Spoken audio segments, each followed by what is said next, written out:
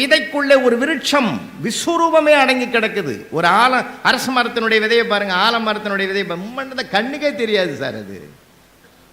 ஆனால் அதுக்குள்ளே எவ்வளோ பெரிய ஆலமரம் உள்ள இருக்குது. ஆச்சரியமான விஷயங்கள் நிறைய இருக்கு சார், ஆச்சரியமான விஷயங்கள் நிறைய இருக்கு. தூக்கணாங்குருவி கூடு கட்டும் பார்த்துறீங்களா? நான் கேட்குறேன், ஏதாவது ஒரு சிவில் இன்ஜினியரை, ஸ்டேட் ஃபர்ஸ்ட் வந்த சிவில் இன்ஜினியர்கிட்ட அந்த கூடை கொடுத்துட்டு பிரிக்க சொல்லுங்க பார்ப்போம். அதை அறுபடாமல் பிரிக்க சொல்லுங்க பார்ப்போம். முடியாது சார். எல்லாத்துக்கும் ஒவ்வொரு ஞானத்தை கடவுள் வச்சிருக்கிறான் சார்.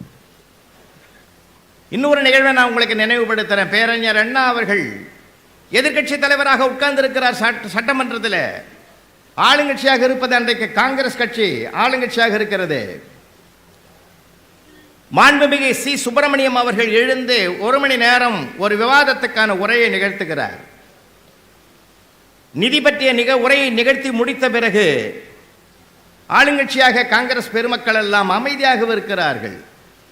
ஆனால் பேரறிஞர் அண்ணாவால் பொறுத்து கொள்ள முடியவில்லை. மெத்தப்படித்த மேதை எழுந்தார். மாண்புமிகு அமைச்சர் அவர்கள் ஆற்றிய உரை இயேசுநாதர் மலைப்பொழிவு செய்தது போல் இருந்தது என்று கௌரவம் கொடுத்து பாராட்டினார். எல்லோரும் கைத்தட்டினார்கள். ஆனால் மாண்புமிகு சி. சுப்பிரமணியம் எழுந்தார். என்னை எதிர்க்கட்சி தலைவர் இயேசுநாதர் என்று சொன்னது பெருமையாக இருக்கிறது, என்னை சிலுவையில் அறையாமல் இருந்தால் சரியினார்.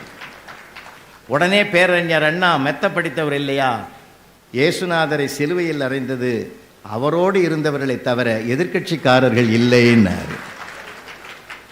அப்போ சிஎஸும் சந்தோஷப்பட்டார், அண்ணாவும் சந்தோஷம். எதுக்குன்னா அறிஞனை அறிஞன் மதிப்பான். நாம் ஒரு இடத்துல இருக்கணும்னா கலகலப்பு இருக்கணும் சார், கலவரம் இருக்கக்கூடாது.